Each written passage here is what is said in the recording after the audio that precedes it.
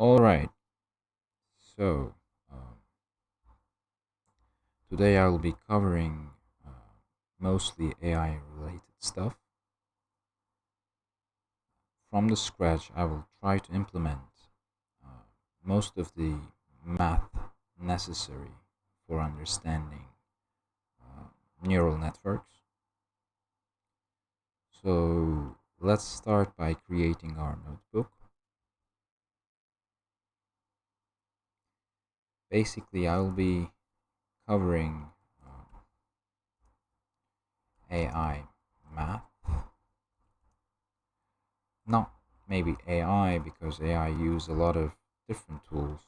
I'll be covering neural network math concepts.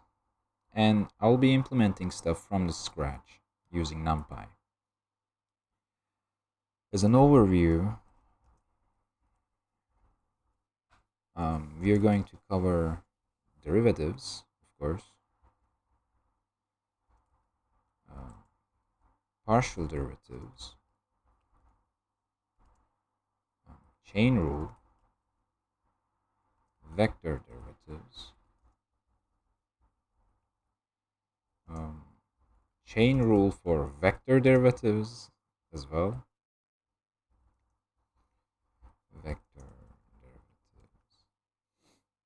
And if we have more time, if I have more time, I'll be trying to like do all of these in an hour. If we have more time, I'll try to expand on the concept of computational graph and maybe implementing computation node. Probably computation node should come before computational graph because graphs includes nodes and not vice versa. Well, maybe vice versa, but not in our case. Okay, so, um, all right.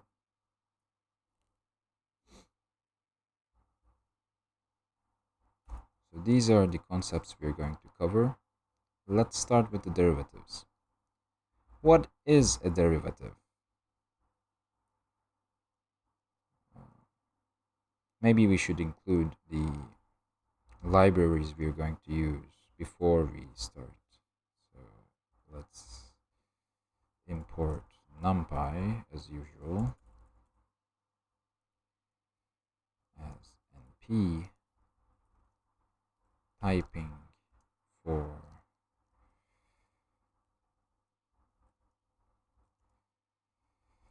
writing type hints in Python. I find it very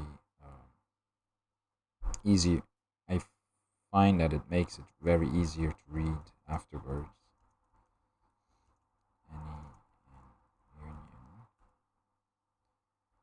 Any union and what and what and what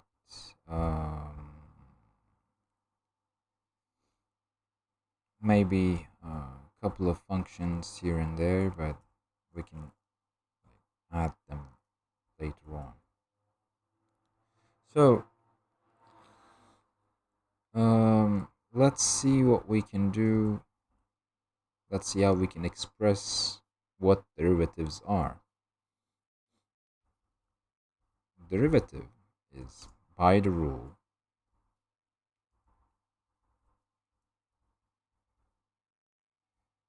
I'll be writing a bunch of LaTeX. Hopefully it won't bother you so much. So if I have a function fx and I'm trying to take its derivative, what do we mean by that is as h goes to 0,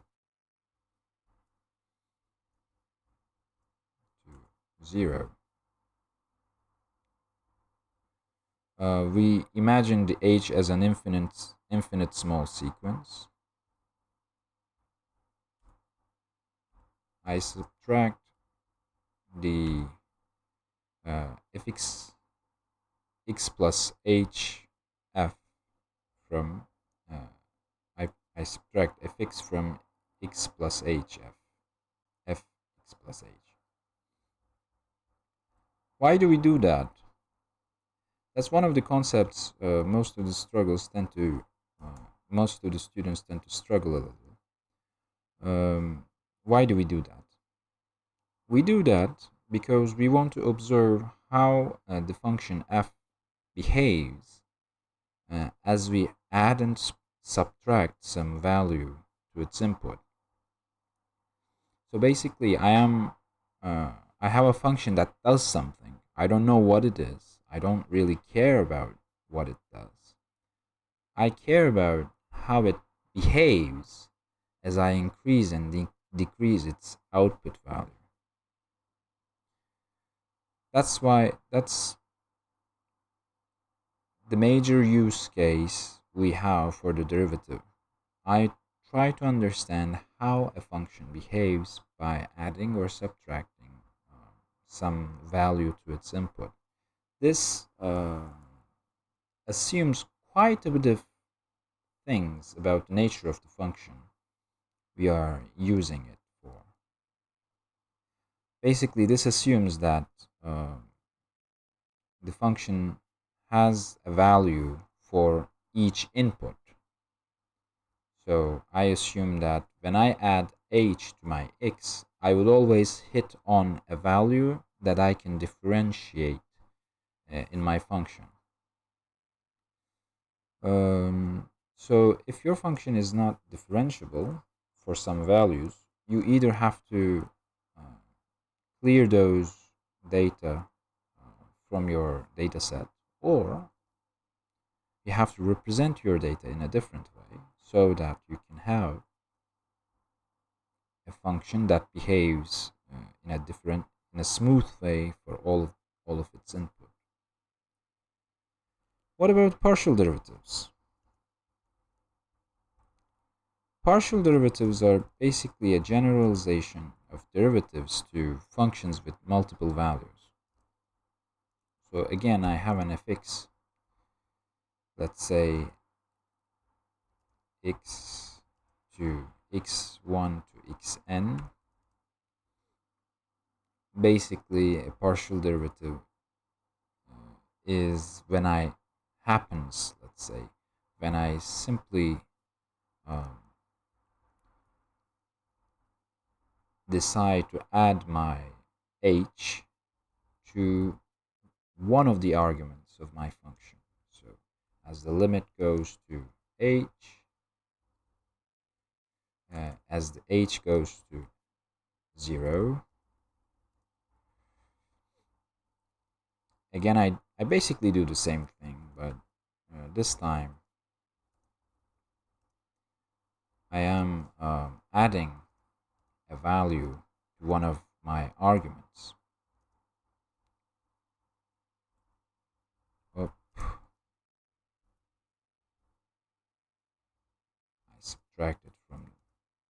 I subtract the normal value, or the case where I don't add any value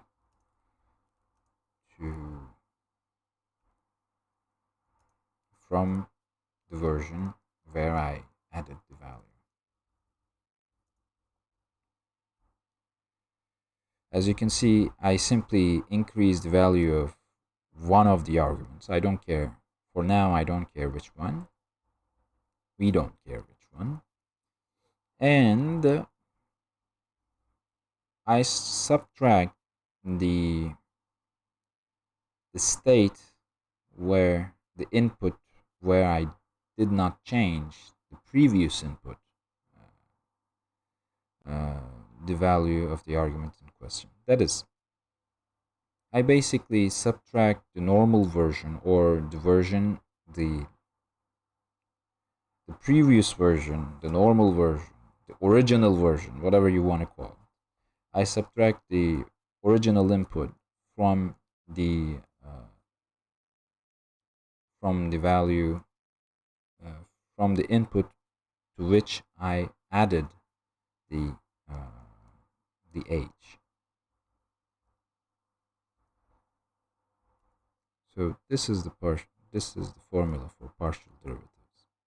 While we are implementing, you'll see that this is actually not a very difficult concept. I prefer to write this function in this way because I kind of find it more clear to express these ideas in this way. Whereas you would see a lot of notation like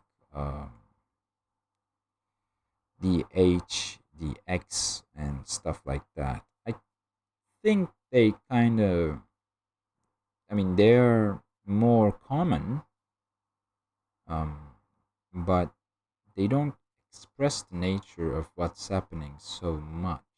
I think this version, this notation expresses better what is being intended. So, what about the chain rule? Let's see how chain rule works. Or let's try to implement this right away as we see it. So, let's try to implement these. First of all, maybe I should write a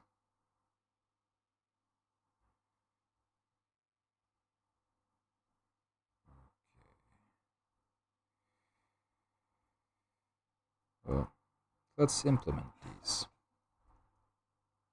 I won't be considering numerical stability and whatnot because the point of this stream is not really, this is not really about how to take derivative in a numerically stable way. I'm just trying to show you what derivative is and how do we actually compute it. How does the mathematical formula we see transforms to an actual function. So with Python, these kind of stuff is very, very easy to do actually, because functions can be used as an argument,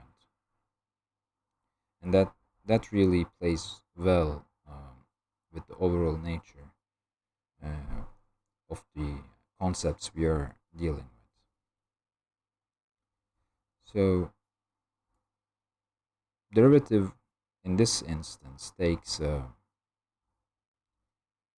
single argument for now.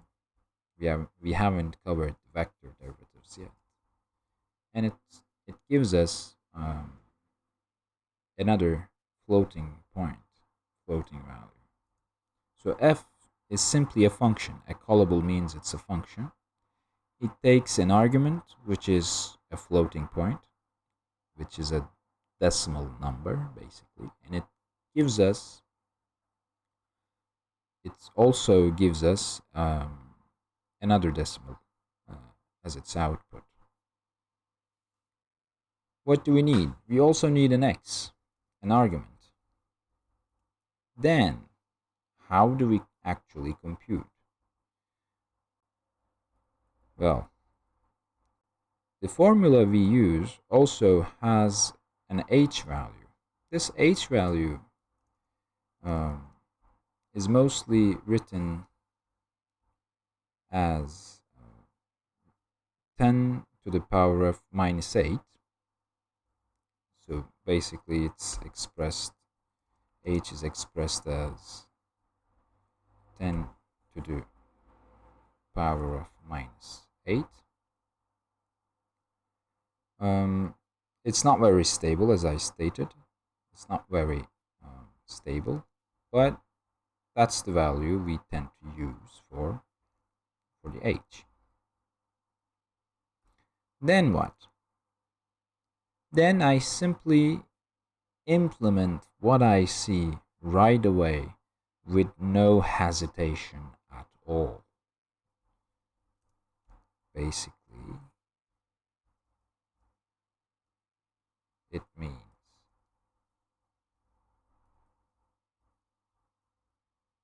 this.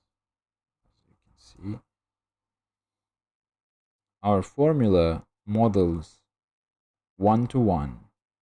Our function models one-to-one the formula we see, And this is, I insist, this is correct.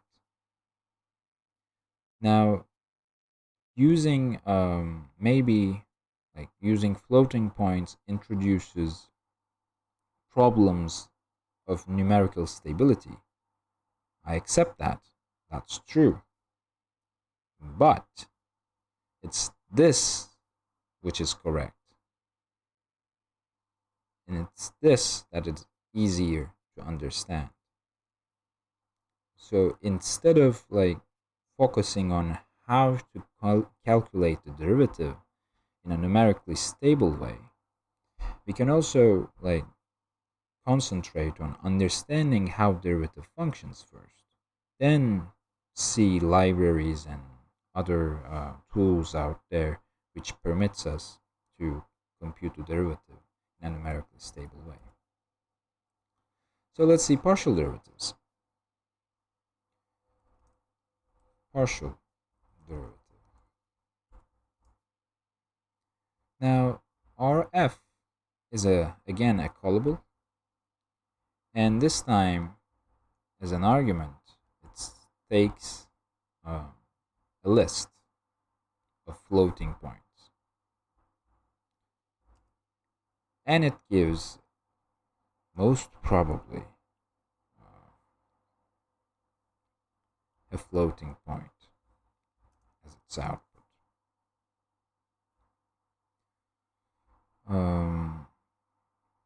Again, we take a an argument list x, and we take the h, all usual, 10 to the power of minus 8. Partial derivative. Now, again, I can use an index value for the argument that I want to increase. This is also important.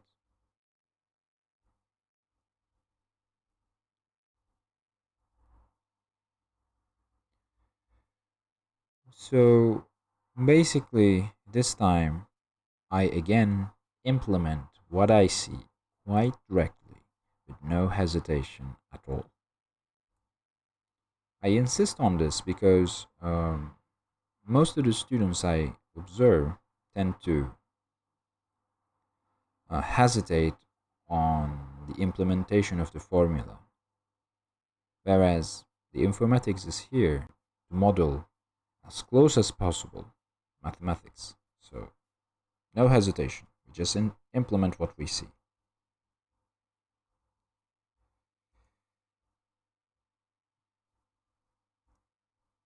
This line should be clear.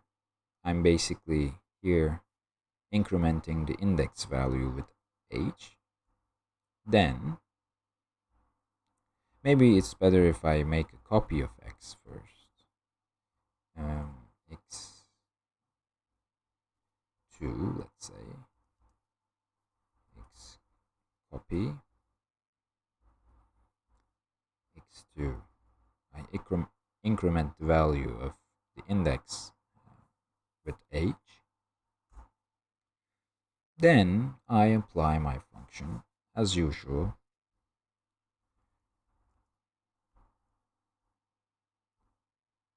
X2 subtracted from x over h. Now, this is nice. This is very good. Let's say we want to generalize this to all of the arguments of my argument, all of the elements of my argument x. How do we do that? Well, then we would need to simply iterate over the elements of x and increment all of them with h. Then use the same function that we have. Now, one of the things that is important here is to notice that f gives a floating point. That is, f gives a number, not a vector, not a matrix, not something like multidimensional. It gives a scalar. And that's quite important in this function. We're going to see that we can actually use almost the same thing. Using numpy, it would be the same thing, basically. To vector functions as well, vector valued functions as well. So let's continue doing this.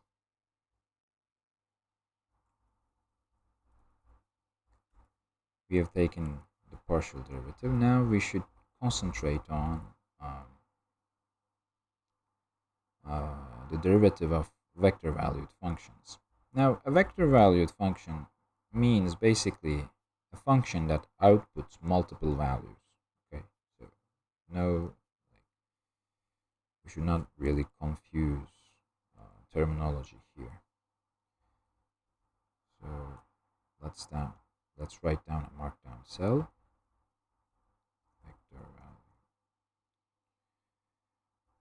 function.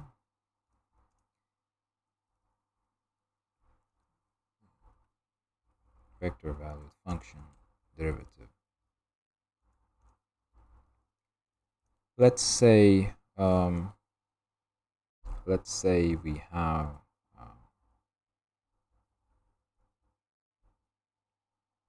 let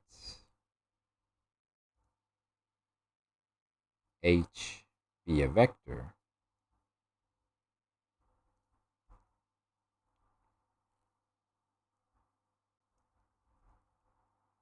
and let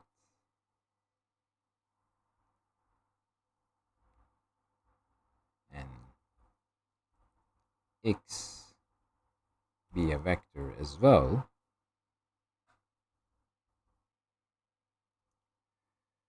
and let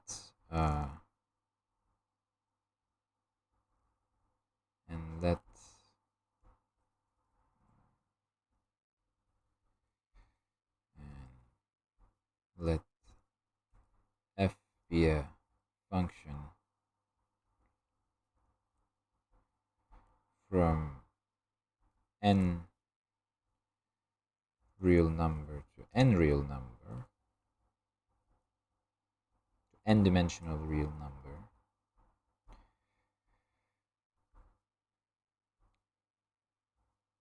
then the derivative of f is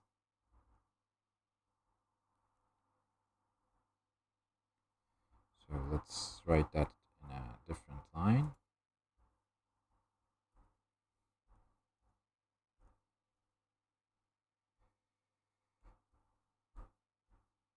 Derivative of f of x, assuming h and x are both vectors, okay, is basically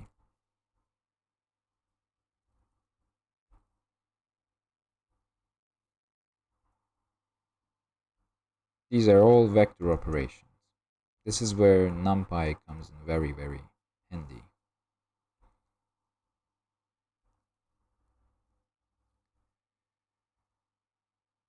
Okay. This is basically, oh, it looks so bad. Let's give some space.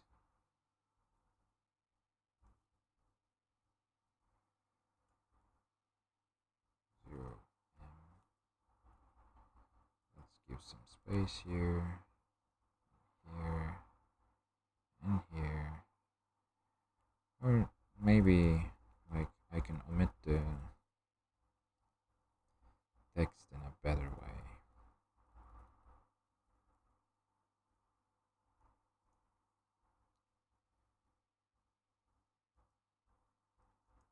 And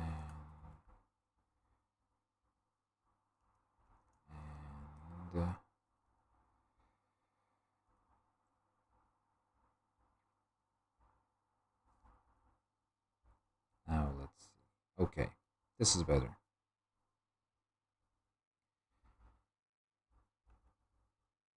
Hope this is better. So, the way we calculate this is to use again to implement what we see, but I'm going to implement two values, two versions of this, so that the first one would be the most direct implementation of what we have as a formula, and the second one would be a more, let's say, correct, in the sense that we would be using the correct value for h. So, vec derivative. I have a function, again, callable, takes this time a numpy array, and it outputs, again, a numpy array. I have some arguments, again, as a numpy array, and another argument, h, another numpy array. Now I take its derivative. Basically, I implement what I see directly. NumPy really vectorizes most of our operations, so our function would be more or less the same thing, we saw above for the usual derivative. We should of course ensure that h contains the right values. For example, we should make sure that h does not contain 0, for example. In order to do that, I'll write a better version of this function, in the sense that it will be using better values, not arbitrary values for h, but a fixed value.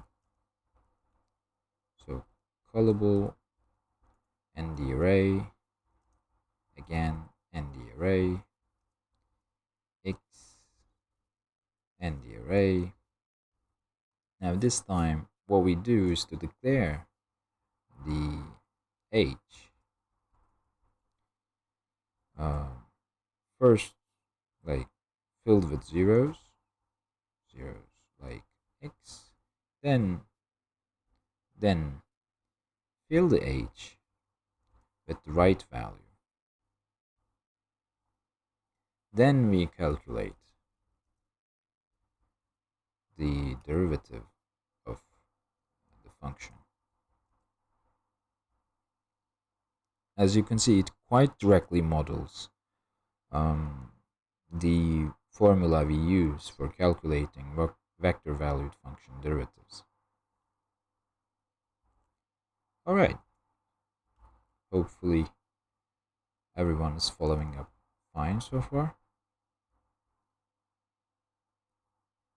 And the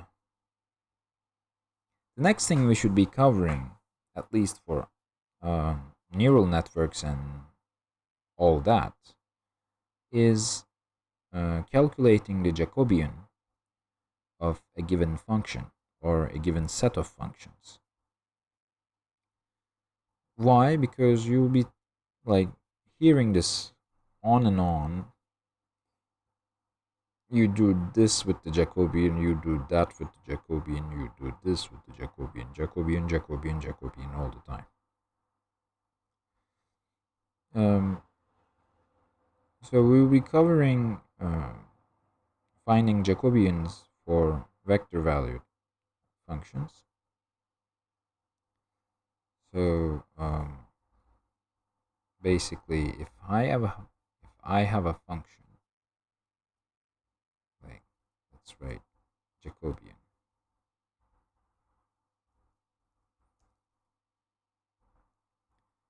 Let's say I have a function which consists of a group of functions.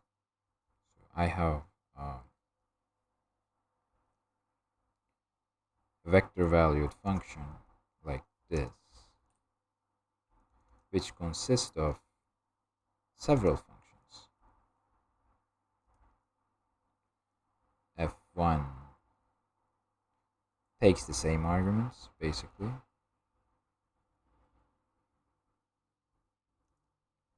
F2 again.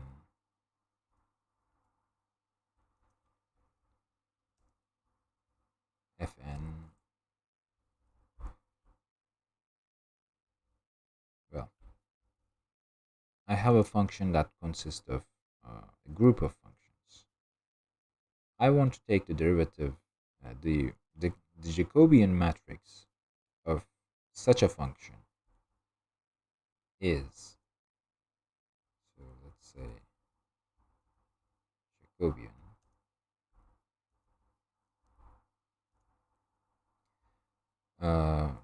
of such a function would be, or the Jacobian of f would be,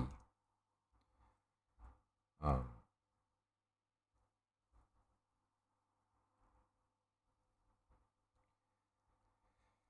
the derivative of the first one, the derivative of the second one, the derivative of the third one, etc., etc. So f1 derivative with all the usual arguments, again with f2 derivative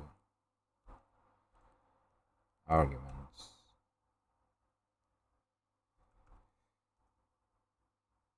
until fn.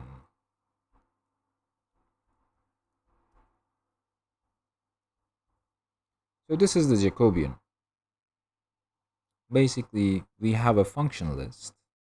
So if we implement this directly, we have a function list, each taking a, a vector as an argument, and our Jacobian matrix contains a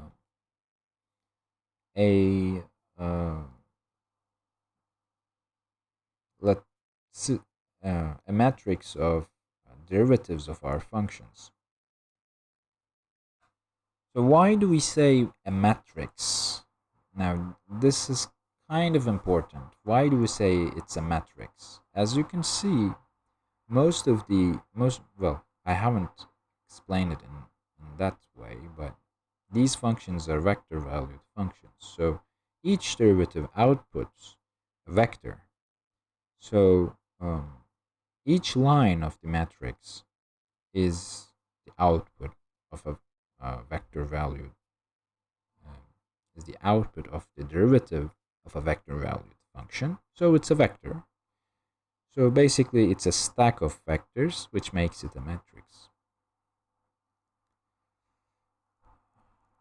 Let's try to implement this. Again, I have a tendency to be very direct with mathematics. I implement what I see and hope that everything just works. In most cases, it doesn't happen that way. So let's say flist, which is a list of callables taking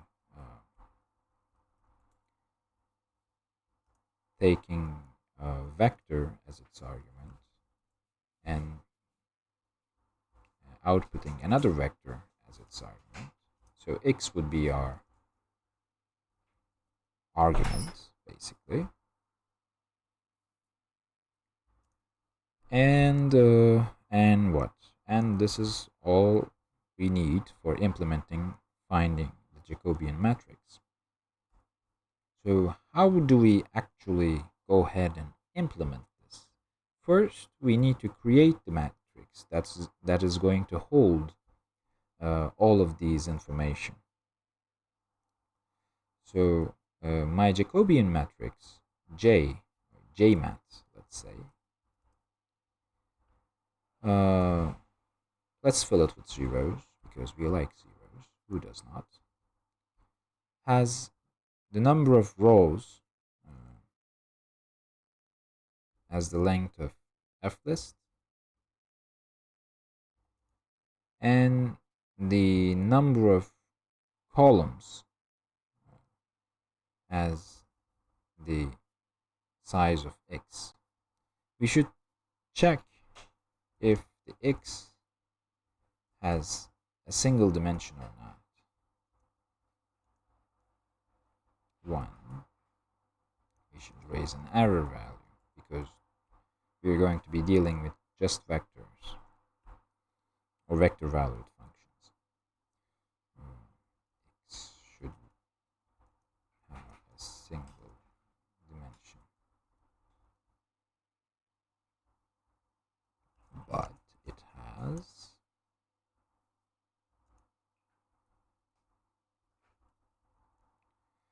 Okay. NumPy was a column first library, I think, if I'm not mistaken. NumPy shape.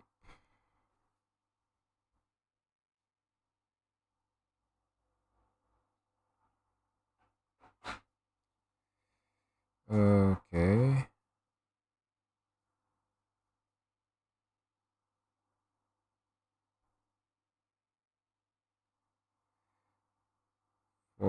No. 3, 8. 3 rows first, column second. Okay, that's good. This should be it. Then we simply iterate over the f list and we apply the derivative function that we just wrote, vector derivative function, to f derivative, vector derivative, f with x as its argument. Then let's write here and enumerate in order to get the index values of the functions we used. Then simply we fill the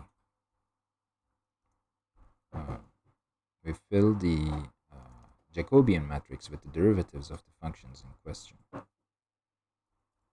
Then we output the Jacobian as usual, as we do in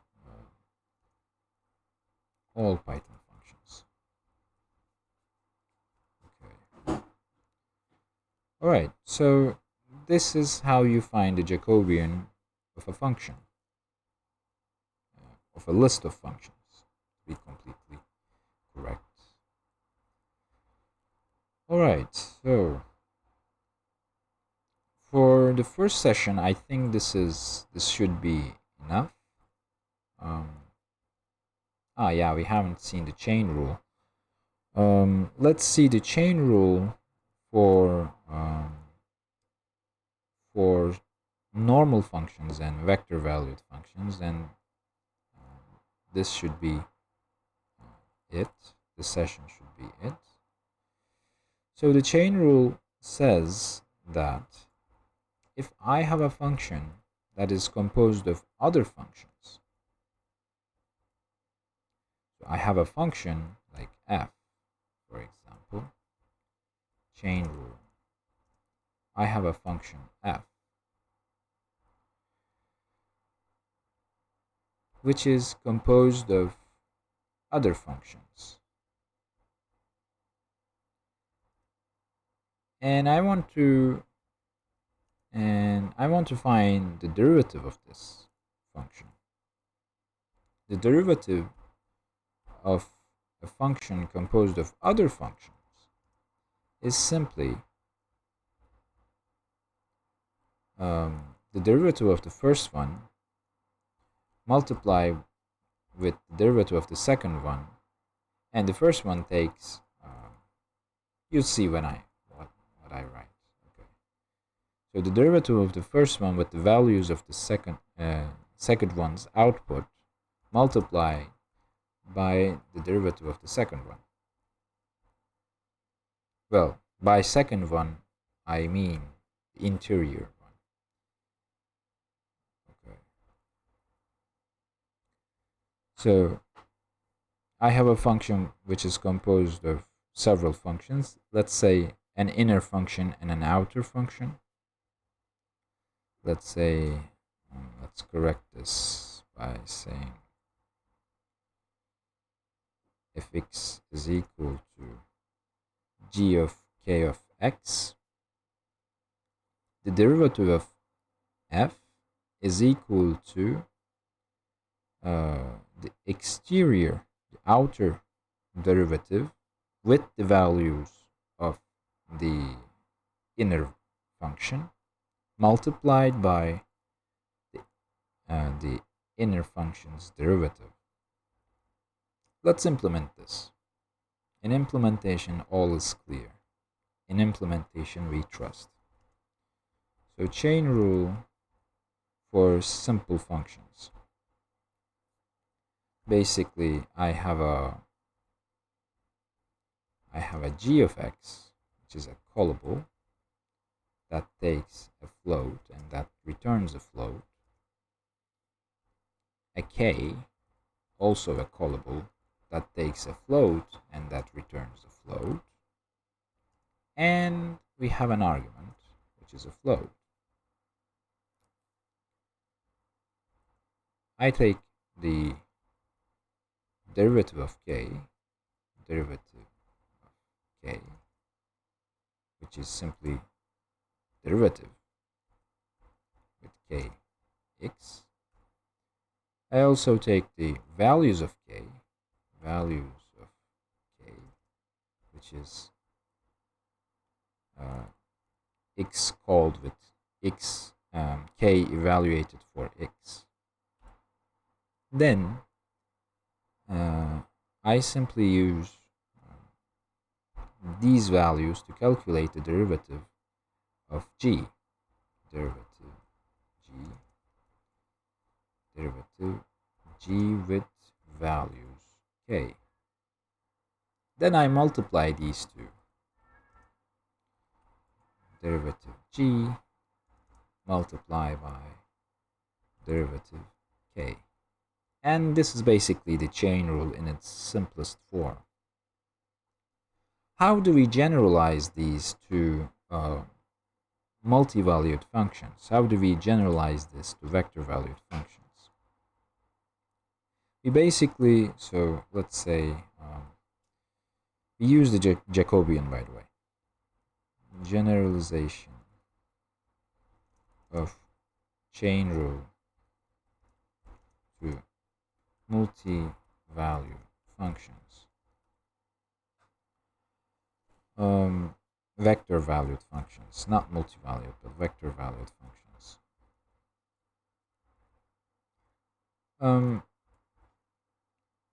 I shamelessly copy from Wikipedia the formula. Hopefully you can, hopefully it would still be there. Basically, the Jacobian,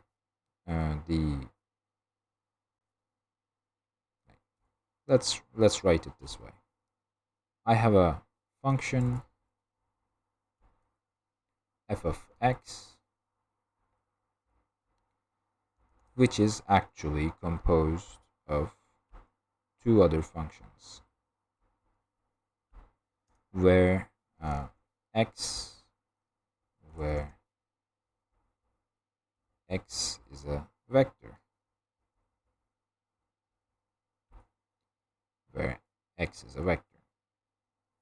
So how do I compute the derivative of x, which is a vector-valued function, which is composed of other vector-valued functions?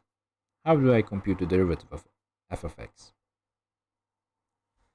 Basically, the derivative of f of x, or the chain rule for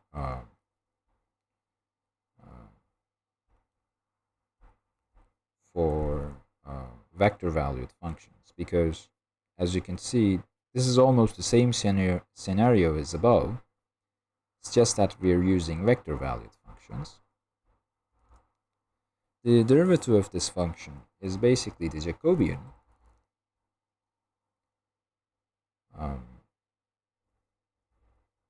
the Jacobian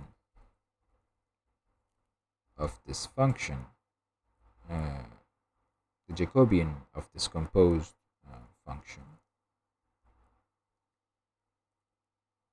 and as an argument they take both x. The first, it has almost the same structure, okay? The first one takes the, let's use again k with g.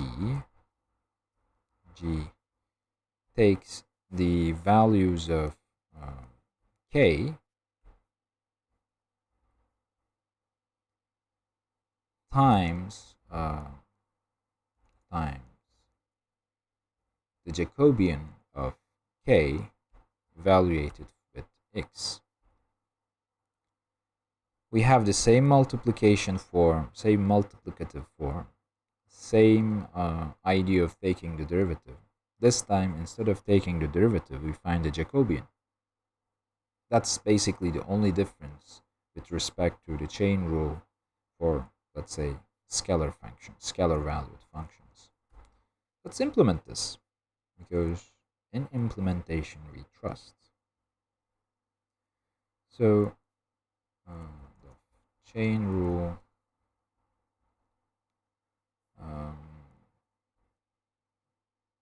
let's say composed vector chain rule, let's say that chain rule, vector valued function, chain rule for vector valued functions. I have an F list again, a list of callables which take a vector and which outputs a vector, an argument which is also a vector. Now, we have already seen how we calculate the Jacobian above. So, chain rule for vector value functions. So we had already seen how do we calculate the Jacobian of vector valued functions above. I'll be using the same function directly here. So let's say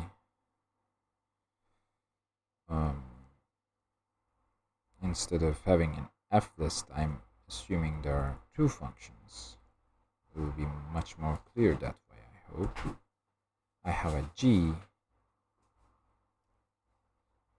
and I have a K callable taking ND array and outputting an ND array.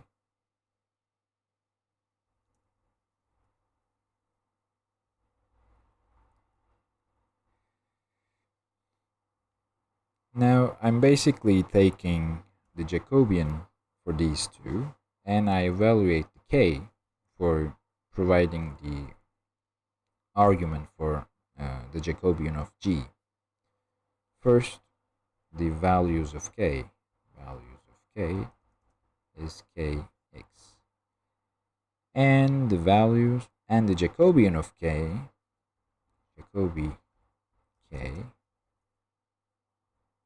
Jacobian, let's say Jacobian matrix. Now, the Jacobian matrix, let's call cell. The Jacobian matrix normally takes an F list. This time our function is composed of a single function. We assume it at least that way. So we just give K, and it also takes an argument, which which is x, and we provide that as well. We also find the Jacobian for g, and we call it with, again, f-list g, this time the arguments being the values of k. And here we simply multiply these two using numpy matrix multiplication.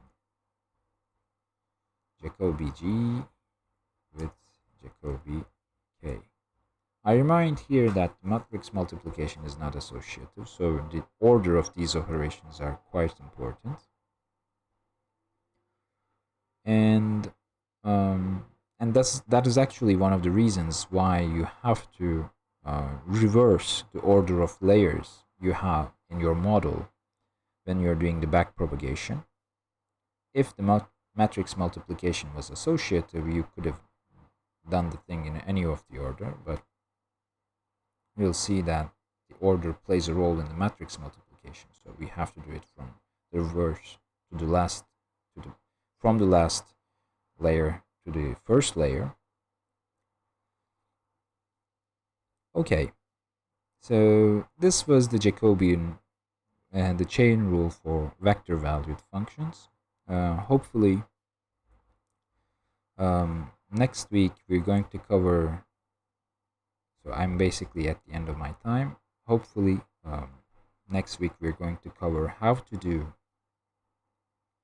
a computational node, and a computational graph, and we're going to see how they play a role in implementing several of the quite famous libraries of Python, such as TensorFlow and PyTorch and all that.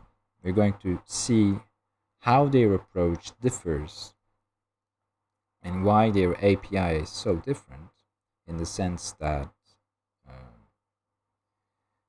both the usage of the API is different and the implementation is also different. And there is a reason for that. We're going to see why. And the reason is about how they approach to the computational graph. And hopefully next week we're going to see all of this. So I'd like to thank all of those who watched this stream. Thanks for watching. See you around.